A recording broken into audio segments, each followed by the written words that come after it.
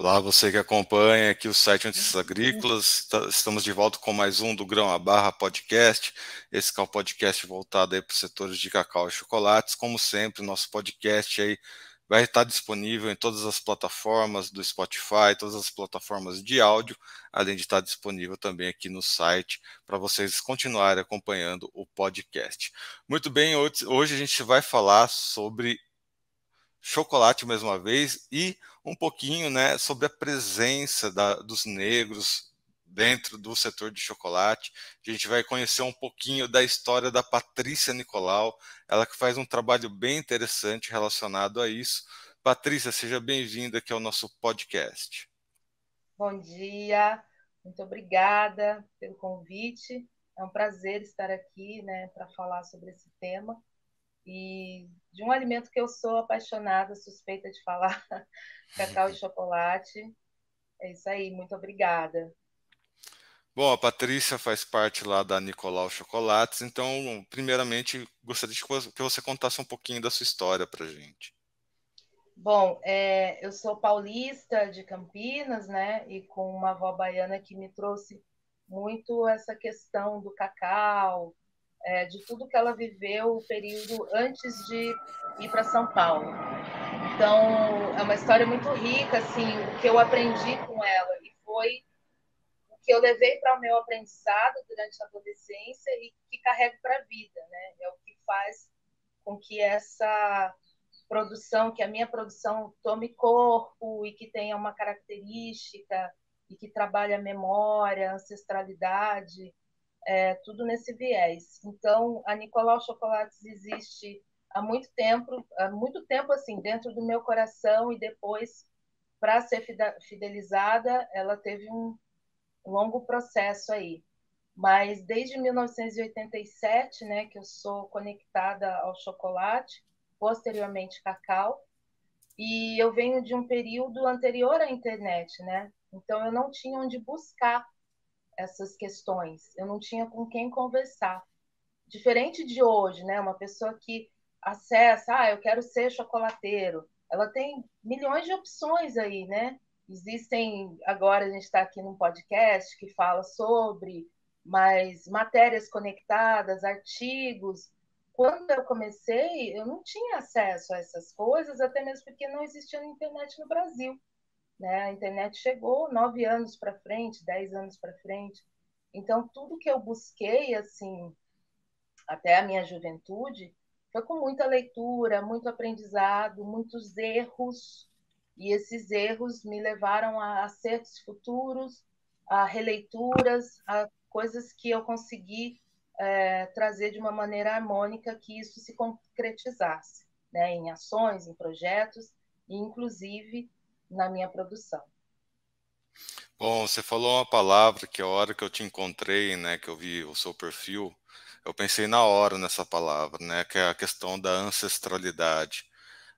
Sim, Eu percorri o caminho da ancestralidade. Quando a gente fala em ancestralidade, tipo, as diferenças acabam importando cada vez menos, né? Diferenças de cor de pele, de origem, enfim. com E a certeza. gente está num momento onde a gente está passando pelo bicentenário da independência do Brasil, né? E eu acabei relacionando uma coisa com a outra, né? Essa nossa ancestralidade como brasileiro, como pessoas, né? Dessa nação tão diferente, né? Onde tantas nações vieram, né? Encontrar aqui no nosso país um cantinho, né? Para tentar ser melhor. Mas a gente não pode esquecer o nosso passado, e o nosso passado tem momentos muito tristes, né? Já trazendo essa questão da ancestralidade, porque apesar do bicentenário, né, da independência, o fim da escravidão foi só, né, tem só 130 anos. Inclusive, a gente que é aqui de Campinas, né, foi uma das últimas cidades que terminou aí a escravidão. Enfim, a gente não pode negar o nosso passado quando a gente fala em ancestralidade.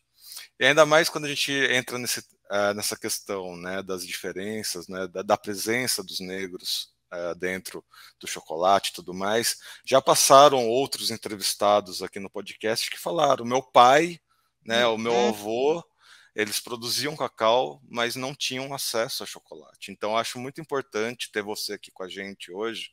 Fico até um pouco emocionado aqui de ter você, de ter conhecido o seu trabalho, exatamente por isso, pela importância que você carrega nessa trajetória, nesse trabalho que você faz. O que que você leva, né, dessa questão, todo esse panorama Brasil, dentro da sua ancestralidade, das suas raízes e dessa história do chocolate na sua história? O cacau, eu vejo assim, o cacau tem um caminho longo, né? A gente está falando aqui do primeiro alimento de exportação da América, né? Então, são muitas histórias para contar, né? Muitos povos que vieram e colaboraram com isso. Sobretudo, povos do continente africano, né? Que faz parte da minha ancestralidade também. Né? O Brasil é um misto, né, de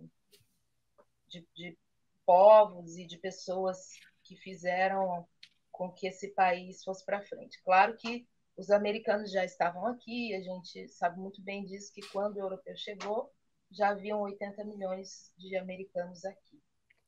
Mas cada um teve sua contribuição grandiosa, e eu vejo que a contribuição do negro, né, em diferentes roças, não só a de cacau, né, fizeram, colaboraram para a riqueza de muitos aí. E essa coisa da ancestralidade, né, que a gente traz, porque o Brasil tem uma cultura muito fundamentada na questão da alimentação africana, com certeza, né? Porque portugueses trouxeram receitas, mas quem produziam eram os negros. Então, a pessoa que está ali na produção é que sabe os caminhos melhor de como fazer isso, de como estabelecer técnicas e tecnologias dentro dessa produção.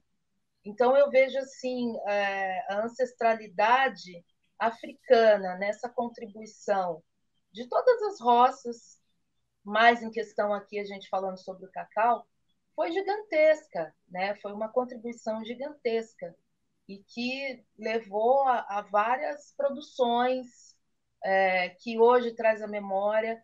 Quando eu falo dessa memória cacaueira, né? E visitando lugares, conhecendo mulheres, elas trazem muito essa questão da massa de cacau que as mães utilizavam, né, para dar cor no leite ou para fazer alguns preparos para as crianças, enfim. Isso ser reproduzido nos dias de hoje, né, e valorizando aí os memoriais que traz, aliás, os cerimoniais de cacau, né? Então, isso está remetendo aqui no cerimonial de cacau, que é uma ancestralidade americana que misturou com a cultura africana e de outras pessoas que trouxeram. Eu acho que a contribuição é múltipla, mas a gente sabe que quem alimentou a América pós Europa vir e conquistar, a gente sabe muito bem que foram as mãos dos africanos, né? As mãos das mulheres africanas que cozinhavam e que faziam e que sabia o caminho daquela cozinha, né? O caminho daquela produção. Então, eu acho de extrema importância, né, trazer isso, de falar dessa memória cacaueira e de quanto essa ancestralidade colaborou, sim, e de outras ancestralidades, não só a minha, mas de todas que vieram. Cada um traz a sua cultura, e toda cultura é rica demais, assim, para a gente dizer que essa é melhor que aquela. Não existe isso, né? Tudo é muito rico e quando se mistura é uma coisa muito linda de ver, né? A gente não pode dizer que não, só esse fez, só aquele fez, ou só esse contribuiu. Eu acho que todos têm uma contribuição, mas a gente sabe muito bem o que foi o uso, né, da cultura que foi abafada durante muito tempo, né? E a gente não encontra registros dessa alimentação africana, exatamente por uma estratégia, talvez eu possa pensar assim, eu acho que posso dizer isso. Mas quando a gente vai lá no fundo, pesquisa, a gente sabe quais são os caminhos. É só você fazer um retrocesso e aí você consegue encontrar, né, o uso do milho, o fubá, por que, que a técnica é assim, ou por que, que se deu dessa maneira. Né? A gente está falando de Bahia, que já foi conhecido como Roma Negra, por exemplo, e tinha muito mais presente, mas hoje eu vejo a Bahia assim, uma concentração da cultura negra com essa transversalidade africana, é uma das maiores representantes do país. Então, não tem como ser diferente, né? Não falar da cultura africana e de tudo que ela traz. E a gente sabe, né, que nessa jornada, o distanciamento, né, apesar da gente falar hoje em dia de empoderamento, de igualdade, né, em aceitar as pessoas e tudo mais, mas a gente sabe que o histórico dificulta muito isso, né? Há um abismo social aí entre as coisas. E eu quero saber como que é a sua experiência com relação a isso, né, nessa sua jornada de mostrar para as outras mulheres. Você faz parte de uma associação, inclusive, né, das mulheres pretas do chocolate e tudo mais. Como é que hoje está essa questão da representatividade, né, da aceitação dessas histórias diferentes no universo do chocolate atualmente? Desculpa aqui os barulhos. Eu acredito, Erickson, que a gente está vivendo um outro momento e eu acho muito bacana isso, né, dessa abertura. As pessoas já entenderam, né, o que é que está acontecendo e por que agregar. Eu vejo muito também que algumas pessoas se associam para dizer, eu estou junto, eu faço parte, estou aí contigo, mas isso não é o que acontece de fato. Mas quando eu pensei no coletivo, né, que foi uma ideia não só minha, basicamente eu trouxe de outras coisas que eu já vivia aí nessa de estudar essa memória e depois de ir para o recôncavo e rever algumas coisas, enfim, essa constância de idas à Bahia, né? Eu moro no Rio hoje em dia e participando de grupos de chocolateiras, encontrei Mailan, né?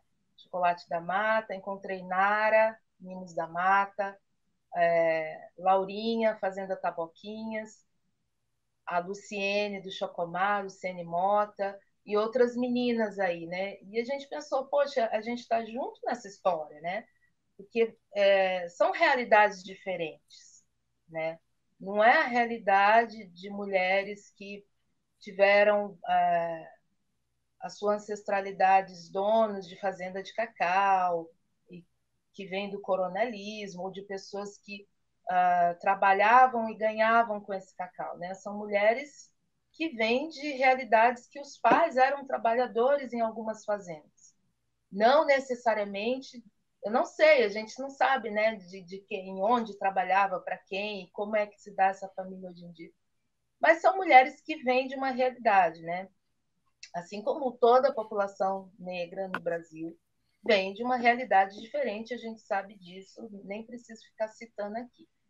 Mas esse encontro, né, e da gente sentar e fazer o Coopera Laura, né, que foi a nossa primeira ação e em Taboquinhas, Tacaré, né? É muito bonito assim, porque a gente trabalha exatamente nesse sistema de cooperar uma com a outra, né? Então, precisa de uma tabela nutricional, eu estou aqui e faço. A Aline, da Choco 69, que também ajuda aí na questão dos designs, né? Uma pessoa que está bem ligada à Prefeitura de Itacaré e ela faz esses trâmites para os festivais, junto com a Nara, da Mimos da Mata. Então, eu vejo que o coletivo assim, ele tem muita força, né? Força essa que não teria se fosse associado a outras mulheres que vêm de realidades diferentes das nossas, né? Então a pessoa só sabe a realidade da outra quando ela passou pelos mesmos caminhos, né? Uma pessoa que nunca teve que se esforçar para conquistas, ou que durante muito tempo ficou tentando a aceitação, né? E aí a pessoa quer, olha, eu desisti, ou sei lá o quê. É diferente de uma que sempre, que já nasceu com aceitação, né? A pessoa nasce e ela vai fazer o que quiser, todo mundo já conhece o sobrenome, então onde ela chega, ela é muito bem recebida. Isso tem uma diferença. E o coletivo, ele não existe para bater de frente com ninguém, muito pelo contrário, né? A gente tem associações com outras chocolateiras, mulheres incríveis, né, que colaboram com a gente e que participam nas entrelinhas ou que está junto, associado. Mas quando a gente pensa, né, nesse coletivo Mulheres Pretas do Chocolate, não é uma coisa, a gente não está querendo criar muros, não. A gente está querendo fazer uma uma união de pessoas que viveram as mesmas situações e que entende o que uma ou outra está passando. E que pode, então, sei lá, algum cliente pede 10 quilos de cupuaçu, né? Nara não pode atender sozinha, ela pode dividir isso com Laurinha, né? E assim vai. Então, o objetivo é esse. E não existe prerrogativa alguma para participar. Ah, só participa quem é mulher preta? Não, a gente está aqui aberto. É como eu falei, o Brasil é um misto, e a gente já sabe disso, né? Se você puxar sua linhagem, sei lá, pode vir tudo, como é que você vai saber? E é uma maneira mesmo também, né, da gente se reconhecer, se ressignificar e entender que um depende do outro. E as pessoas entenderem que quando essa coletividade funciona e fundamenta na cabeça das pessoas, isso é o importante, né? Quando fundamenta é quando a pessoa, entre aspas, cai na real. Porque, eu sei do que você está falando, eu já vi. Não. Mas quando fundamenta é quando a pessoa cai na real. E isso que é bonito, porque aí ela fala, poxa vida, né? Ela para mesmo, de verdade, assim, ela para e fala, poxa, eu já sabia disso e não colaborei até aqui porque passou por mim batido. E aí ela tem uma parada, assim, solitária de se conectar com isso e de repensar e falar, não, eu quero estar junto, eu quero contribuir de alguma forma. Isso que é bonito. Então a gente está aqui abertas a todos, sem muros, sem muros. Como eu ouvi uma vez, né, não construam muros, construam pontes, afinal de contas, né, a humanidade em geral, a gente caminhou, né, nós como seres humanos, a gente sempre percorreu o mundão afora, né, uma das teorias é que todos nós viemos da África, né, a África seria a grande mãe da humanidade aí, e aí os seres humanos foram migrando, né, para outros lugares e Isso. aí criando essas diferenças tal genéticas e tudo mais. Mas no final de contas seríamos todos irmãos e todos unidos numa mesma grande família, tudo mais, né? Eu acredito muito nisso. Quando a gente voltando naquela questão da ancestralidade, né? O nosso sangue corre muito mais coisas do que a gente imagina. Muito E, mais. Patrícia, tem uma outra parte que eu gostaria de tratar com você, que você faz parte do Conselho, né, de Segurança Alimentar e Nutricional aí do Rio de Janeiro, né? E quando a gente fala Sim. em chocolate, né, muitas pessoas pensam, chocolate é uma sobremesa, chocolate é apenas um doce e tudo mais. Eu fiz parte do conselho, né, das escolas municipais aqui de Campinas, e aqui funciona da seguinte maneira, né? Todas as escolas municipais passam pelo conselho que vai até o SEASA, né? Acho que era mensalmente que a gente ia até o SEASA, se reunia com uma nutricionista e decidia ali o cardápio do mês para todas as crianças do município, né? Ou seja, a partir do SEASA se criava todo esse ambiente alimentar de segurança e tudo mais para todas as crianças de todas as escolas. Olha, é uma grande responsabilidade, é um trabalho muito importante também o que você faz, né? Essa questão da segurança. Mas como que você vê isso? Porque teve um momento aqui que se proibiu qualquer tipo de coisa com açúcar, por exemplo, né? Teve um momento que houve a proibição de todas as escolinhas ter embutidos, coisas com açúcar, enfim, porque estava uma questão alimentar muito grave com relação a isso. Como que você vê na balança, né? Chocolate, açúcar, enfim, né? A questão de ser um doce, mas a gente sabe que o cacau em si tem uma propriedade nutricional fortíssima. Como é que você analisa esse cenário? É, então, Erickson, eu vejo o chocolate como alimento, né? Claro que usado em constituição com outras coisas, né? Ele compõe outros insumos e aí se produz sobremesas a partir disso, né? Mas a gente sabe da trajetória desse cacau que vai para a Europa. Ele começa a ser usado aqui na América como uma bebida, né? Formatada aí pelos incas e usada costumeiramente pelos astecas. Então vai para a Europa como essa bebida que era produzida com cacau macerado, uma bebida amarga, que eles usavam a bebida vegetal do milho, né, para produzir a fermentação. Então era um outro processo. E o chocolate era visto como um alimento revigorante para uso medicinal também. Então, quando ele vai para a Europa, ele passa por diversas transformações. Várias pessoas chegam, né? Henri Nestlé, que já havia desenvolvido o leite pulverizado, que é o leite em pó, e aí adiciona-se isso com mais açúcar, e ele volta para a América em forma de barra e com muito açúcar. E aí já é um outro momento, né? As pessoas têm um hiato aí gigantesco, né? Desse cacau que some daqui para abastecer Europa, e as pessoas param de usar, então essa memória cacaueira foi estacionada nesse hiato aí gigantesco, e quando volta com açúcar, automaticamente, claro que as pessoas aceitaram muito mais e rapidamente, tanto que se alastrou, e graças à América a gente tem chocolate no mundo. Em relação ao uso nas escolas, né, depois que a gente tem o Guia Alimentar, né, de 2014 para cá, claro que isso foi proibido, né, esses processados e ultraprocessados. Não tem condições, né, de manter isso para alimentação de crianças, né, ou mesmo adolescente, qualquer pessoa, na verdade. Mas a gente já começa trabalhando os alimentos in natura ou minimamente processados que já têm açúcar, né? Então, se eu uso um suco de laranja, uma manga, são alimentos que já contêm muito açúcar, né? Então, a frutose, que é o mais doce dos açúcares, então não faz sentido eu colocar tanta sacarose aí nesse cardápio diário. E o que acontece em muitas escolinhas que eles usam o achocolatado, se usava, né, na verdade.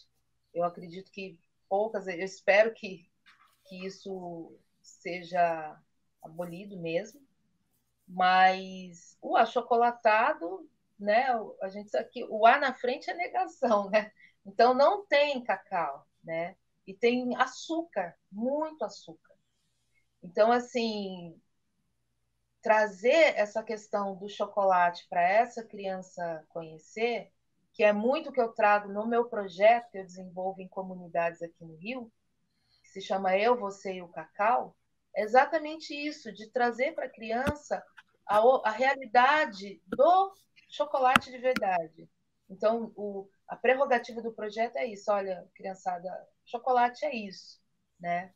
Não é isso que está aí fora, né? Por exemplo, as crianças gostam muito de chocolate branco, mas como se explica o insumo mais caro do cacau, que é a manteiga?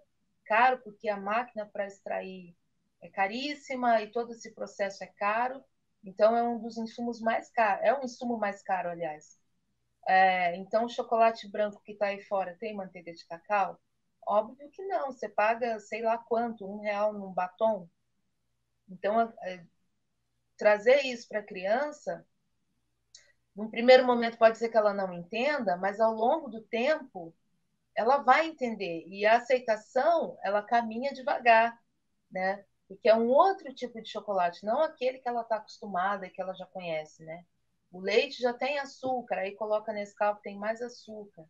Então, o trabalho que o PNAE faz, né, de contribuir para a nutrição dessas crianças, é uma educação nutricional total, né? A gente tem o guia que está lindamente feito aí, colabora muito para isso, né? E essa é a intenção mesmo, né, de que a população brasileira use o guia para ter uma saúde mais plausível, que ela possa desenvolver suas coisas, não depender futuramente, né, de farmácia, né? Medicar é uma coisa que fica mais para diante ou inexistente, é essa a intenção, né? Então, esse trabalho da merenda escolar, de produzir esse cardápio, é riquíssimo. E como eu gostaria, de verdade, assim, que o cacau real, cacau em pó, né? E visto que o cacau em pó também tem menos nutricionalmente falando, né? Menos a contribuir do que se eu fizesse uma barra pura. Isso seria é um sonho lindo que eu gostaria muito que acontecesse, que o PNAE passasse a comprar barras de chocolates 100% e pudesse produzir esse chocolate quente para as crianças na escola. Isso seria lindo, mas pode acontecer, eu acredito muito nisso. Pode acontecer. Bom, a gente está chegando nos nossos finalmente, né? Falamos sobre coisas muito importantes, né? Você que acompanhou o podcast, eu te convido para ouvir, reouvir. Acho que foi um dos podcasts mais. não- É difícil falar, né? Que foi um dos mais ricos, porque todos os que a gente teve aqui foram muito bem informativos, assim. Mas esse realmente não sei, alguma coisa bateu aqui no meu coraçãozinho para a gente ter essa conversa muito legal, muito interessante. E é isso, né, pessoal? Os conselhos, né, para quem não conhece, os conselhos, eles, apesar de fazerem parte dessa máquina pública, são conselhos independentes, então você pode ir lá consultar, né? Consulta a Patrícia, você que é do Rio de Janeiro, aqui de Campinas tem o Conselho Municipal, ou vai até o SEASA, né? Tem sempre nutricionistas lá no SEASA que estão, né? O SEASA é um órgão público, então você pode ir lá questionar, perguntar, enfim, se informar. Acho que isso é importante também. Bom, Patrícia, agradeço demais a sua presença aqui com a gente. Seja sempre bem-vinda aqui ao nosso podcast. Eu que agradeço, foi importantíssimo estar aqui e nesses minutinhos, né, de palavras aí que a gente vai trocando, porque é uma troca, né, Erickson? Eu não acredito assim que você vem falar, você vem dar aula, você vem. É uma troca. Eu aprendo muito quando a gente faz essa troca. E como você trouxe, né? Todos são importantíssimos. E a pessoa que acompanha, ela vai conectando as histórias e entendendo, né, como é transversal assim. E a gente está trazendo um assunto que é atemporal, né? A alimentação é atemporal. E se a gente vai com essa constituição na cabeça, com essa informação para atravessar aí gerações, a gente consegue manter uma alimentação muito legal, sabe? E a alimentação, a gente está atravessando aí quadros horríveis, difíceis até de lembrar e de citar, né? É muito brutal o que está acontecendo em relação à alimentação no Brasil. E esse projeto, né, da fome, eu falo que é um projeto, né, um projeto político que realmente deixa a pessoa vulnerável, né? Então, se eu deixo com fome, eu deixo a pessoa vulnerável a aceitar o que eu quero. Em contrapartida, essa questão vai se mantendo e atravessando gerações. Eu acho que a gente tem que cada um fazer sua parte, fazer o contrário, né? De trazer informação, de trazer informações de como se alimentar melhor. Exatamente o que você trouxe, os conselhos estão aí para isso e aberto a todos. É só você ir lá e se informar. O guia alimentar é uma coisa que você pode baixar aí na tua casa, o PDF, e acompanhar, sentar e ler com carinho e amor, que vai te fazer bem. Vai fazer bem a você e aos seus. Muito Muito bem, obrigada. obrigado, Patrícia. É sempre bom reforçar, né? A alimentação na primeira infância, enfim, né, das crianças é extremamente importante. Afinal de contas, tem vários estudos aí relacionando até mesmo a questão de inteligência, aprendizado.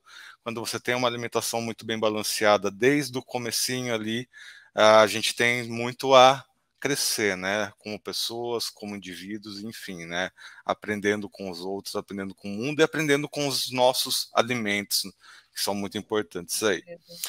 Muito bem, amigos. Lembrando então que estamos em todas as redes sociais. Sigam as redes aí do podcast, sigam as redes do site Notícias Agrícolas. Continuamos aqui semanalmente. A gente volta no próximo podcast. Um abraço.